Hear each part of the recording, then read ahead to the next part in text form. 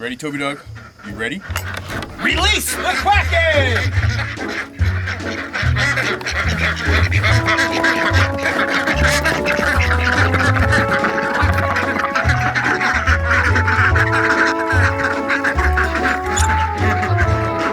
Release the other Kraken!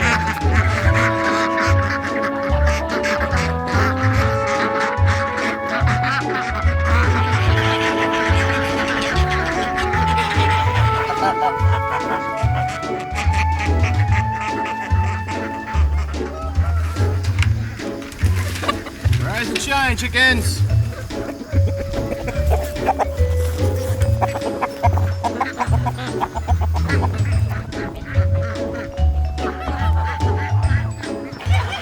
I've got bucket duck soaking in here right now. I'll check back in with her a little later this morning. Buenos dias, weird chickens! Morning.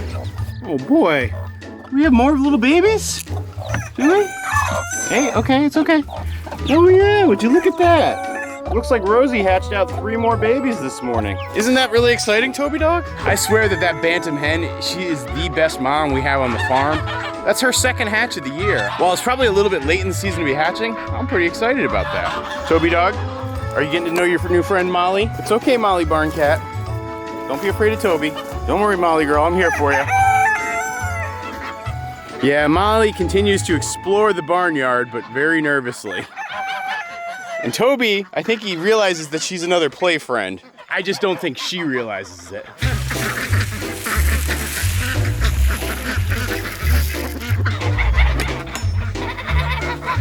Morning, baby chickens! While my goose hatching game has been very weak this year, my chicken game has been absolutely on point for 2021. Everybody's doing so good right now.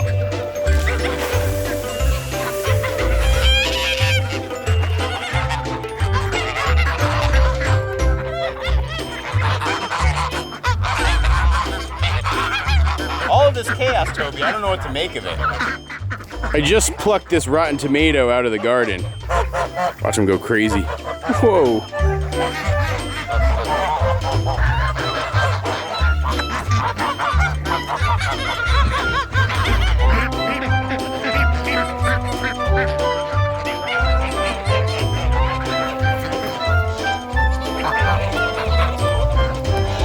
So the other day I posted a video about how I'm going to be building a very, very large hoop house right around this spot right here. My buddy Alfred is helping me. My buddy Alfred, he lives on down the road. He's a wizard with machines, a genius in blue jeans. Let's stop and say hello. And in the last video I posted on the topic, you guys had actually asked for more information on what's going on and like what the actual plan is. And so I wanted to give you some details on that. The actual purpose again of the greenhouse structure is gonna be winter housing for my geese and my chickens, and perhaps even I might include my runner ducks in here as well. The idea would be to have a nice solar warmed structure that they could spend most of their time in during the winter. I would obviously have an outdoor paddock for them going out that one end. 100 feet long, 20 feet wide. That means it's 2,000 square foot of indoor space, which is plenty of space for the amount of birds I have. And this is not a system that's unique to me. I've seen other farmers, particularly of note Joel Salatin, who have utilized a similar type of structure. Toby Dog, what are you doing? What's going on here? You're chewing on this scrap wire? What is this, baling twine? Let that go. Hey, no. The drawbacks of doing excavation work like this on the farm is we're uncovering all sorts of old farm garbage. I gotta make sure Toby doesn't try to eat it. Like here's some more. You know, we're essentially unearthing decades of refuse burial right around this spot. And it's creating quite an accumulation. But anyway, before I got distracted there, this hoop house structure for keeping poultry in the winter, it gives them a nice warm structure that they can live in. But then in the summer months, when you want them actually outside and out on the pasture, they don't have to use the structure, and you can use the structure for other things. And so my plan is I will have all of my geese and chickens living in here. Hopefully housing them in a structure like this will keep their eggs from freezing. So they will all live inside of here during the winter months, and then they will go out to pasture in the summer months. And when I say winter months, it's probably from like first major snowfalls through to the point where, you know, they're done with their hatching season. Because one of the things that I'm gonna actually build inside the hoop house is a structure for nesting boxes that they can easily use. You know, one of the biggest things that I feel like I screwed up this year is how I let my geese hatch their own eggs. I really was unsuccessful. I only had one successful egg hatch, and even that little gosling perished very early on. I'm trying to change what I do and improve and get a little bit better. And to do that, I feel like this structure is gonna be the thing. The first step in the process was actually having my buddy Alfred come out here with his excavator and grade it all so that it's pretty much nice and level. He also did some drainage around the sides so that the actual greenhouse doesn't pool up with water when it rains. Morgan has 4 stakes laid out here in the pasture.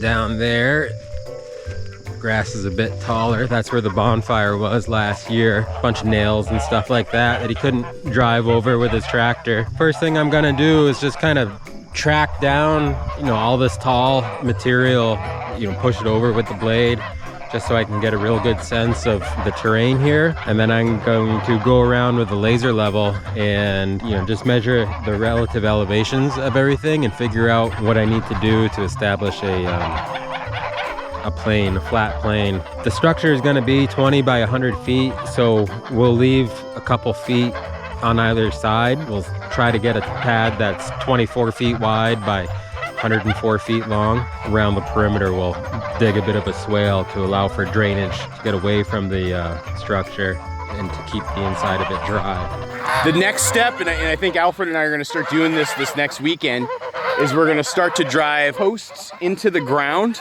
that are gonna serve as the support structures for the hoops that are gonna stretch across.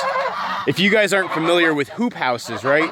They're like these, you know, greenhouse structures that are not meant to be there for like 100 years, but you know, they can easily last a decade or two without major improvements other than, say, replacing the plastic that covers them. And so we're gonna drive the posts in the ground all up and down this side. And then we have about, I don't know, 3,000 pounds of steel that you see stashed right over there on the other side of the fence. That steel is gonna be used and bent to actually be the supports for the structure. We're building this greenhouse in a somewhat unusual fashion. So typically, I feel like the way that I've seen most people I know build their greenhouses is they will go online, buy one of those greenhouse kits, and then build it themselves, and like assemble it themselves, I guess I should say, from the kit that's sent to them by the company. The way I'm doing it is actually totally DIY, or at least DIF, like do it with a friend, because Alfred is helping me, number one, and number two, Alfred's actually made it an invention, and it's kind of a cool little invention that lets you simply take fencing pipe like you have there and bend it to fit what you might need for a greenhouse structure or all sorts of other farm construction needs. And so it's very interesting, the device he's been building. I'll probably do a future video where I show you actually the details, and if that's something that interests you guys, let me know down below. But we're gonna use his invention to do all the bending. I don't know if the kit's gonna be cheaper, or I don't know if doing it yourself is gonna be cheaper. It's one of the things that we're gonna be really watching closely over the course of this build over the next month or so. This could prove to be a failure, and we end up spending more money than it would have cost with the kit. Or it could prove to be an amazing way to save some money if you want to build your own greenhouse or hoop house. And if that's the case, I don't know, Alfred and I probably might start marketing and selling his invention because it is that cool. So it's going to be a build process that takes place over, I don't know, probably the next 4 weeks or so really is when most of the work's going to happen. Once we get the main parts of the structure in place, then we'll put the end walls up, and then we'll put the greenhouse plastic up, and then I'll build out the inside. The inside's gonna actually have very temporary structures because, again, I want this to be a multi-use structure. So it's gonna be housing for the birds in the winter, and then in the summer months, I'm actually gonna try to plow it and plant various grains inside of here that will serve as feed for the birds that next winter. Now, some of you might be wondering, how hygienic is it gonna be if I just have the birds living on dirt like this? And actually, that's not gonna be the case. I'm gonna take mulch hay and spread it out down throughout here. When they're in here, I'll just keep piling more and more mulch hay in so that they have the opportunity to poop on it. For me to poop on! I actually think the combination of geese and chickens is actually a really good one for having that bedding. You see, they do two different things when it comes to how they poop and how they like to forage. Like in particular, you'll notice these chickens right here. So you got this barred rock and this New Hampshire red, and they're both just sort of hunting around, scratching and pecking, and that's really what they like to do. And so to have them in there with the geese, they will disrupt that bedding and spread it around better. The geese like to make these nice big poops, and to have the chickens in there, the chickens will then take those nice big poops and break them up. I'm also testing the theory that having multi-species like this might help address some parasite issues that could crop up. That's a completely untested theory, so please do not take it to the bank, but I don't know, it could be interesting if that is the case. And so yeah, over the next couple of weeks, you're gonna watch us build this structure out. I'm really excited about it. The height of the structure too is gonna be about 10 feet high, which is high enough for me to be able to easily drive my tractor into it. The reason that's important is I'm gonna wanna be able to come in here with the tractor and be able to clear out the old bedding each spring, as well as use the tractor to potentially handle some of the plowing activity that I have to do some of the plantings. So it's gonna be a somewhat purpose-built structure catering to the unique needs of our farm. This is one of the things that I think people often kind of don't understand when I talk about our big barn. They're often kind of confused by the idea of like, why am I not using that big barn more?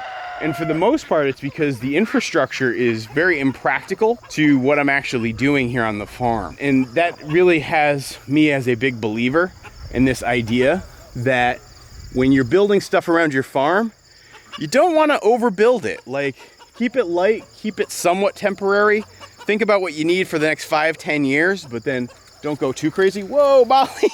Poor little Molly. She's not quite as nimble as Pablo when it comes to getting up and down those poles just yet. By the way, I know some of you guys are also wondering about our barn cats and how they're doing. And they're doing really well. I absolutely love watching little Ginny wander the farm. She's so curious about the world, but also a little bit scared. It's absolutely adorable.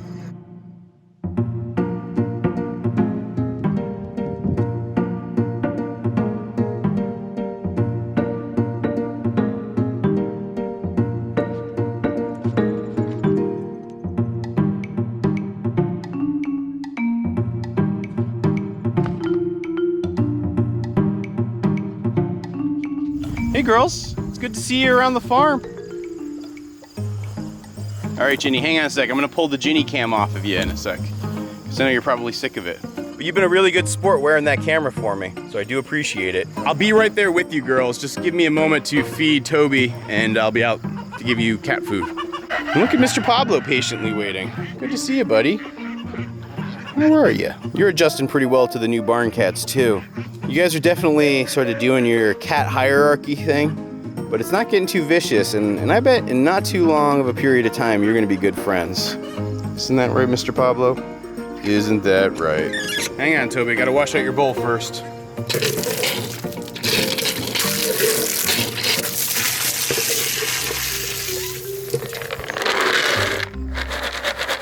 Pablo, I'm gonna have to yeet you yet again from here. You're not allowed to eat Toby food.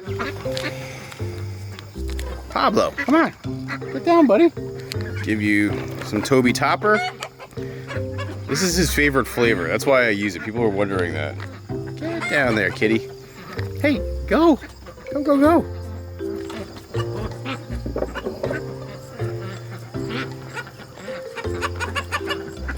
Hey, both of you now. I gotta deal with both of you. Pablo and Molly are now trying to eat. All right, come on. Come on, Mr. Toby Dog. You know what to do. This is all part of my process of still trying to train Toby to the doggy door on his doghouse. Been doing this twice a day, and so I think he knows what to do now. Nope. Hey, Toby Dog, you're not allowed to do that. You're not allowed to go through the human door. Out, come on, come on. There you go. Toby, you want this food? You know what you gotta do. Come on. Toby Dog, come on. Come on, you know what to do. Good boy. Way to go, pal. I think Toby's not able to eat his food unless Pablo eats with him. It's such a weird thing to me that that's the case, but I don't know. I guess it's what makes them both happy. I try not to let Pablo eat too much, and I'm doing my best, but I don't know. I'm struggling with this one, to be honest. We'll let Toby Dog figure out if he can make his way out on his own. And Molly, you're getting so curious about the farm. It makes me very happy to see. Molly loves to rub up against everything. I know that's part of her pheromone scenting deal and making this farm her own, but like she even loves to rub up against me. You guys remember that tomato I tossed in here about, I don't know, 10 minutes ago? Yeah, that's gone. Dottie, what are you doing in the silky pen? Come on. You're not supposed to be in there. Come on, out you go. What were you doing in here? You know this isn't your place. Come on, out. She must have snuck in while I was all excited about the new babies that have appeared. Can you guys see Ginny hiding underneath that screen? Ginny, I think you've made a new friend with this Barred Rock chicken. Molly's like, what's she doing under there?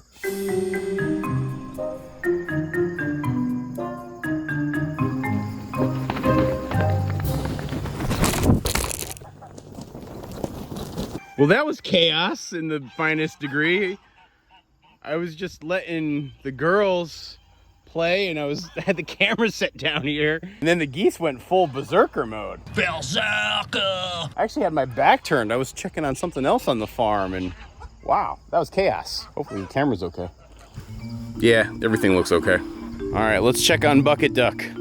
How you doing there, girl? You okay? Here, I'll let you out. There you go. Dump out your gross water. Okay, you keep taking care of yourself. We'll get you healed up really quick. Enjoy the food. You get as much food as you could ever imagine. You'll be better in no time, girl. So I am pretty gosh darn excited about the new project here on the farm. So you will see the progress over the next month.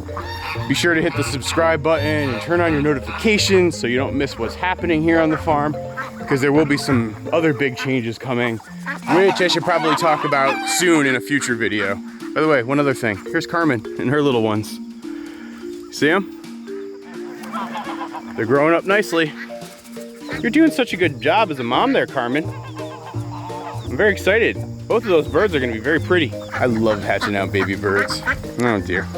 I'm noticing my chickens have been short on eggs lately. I'm assuming that's the reason why. Ron Swanson, what do you got going on there? That's quite the nest that you got going on there, Ron Swanson. Wow, so no wonder I've been short on eggs lately, both on the duck and goose side. I'm gonna have to clear that out today. That's definitely one problem I hope to solve as I add this new structure for the chickens and the geese. Egg placement and training them to a consistent place to lay their eggs. It's gonna be really important. Come on out, Toby Dog.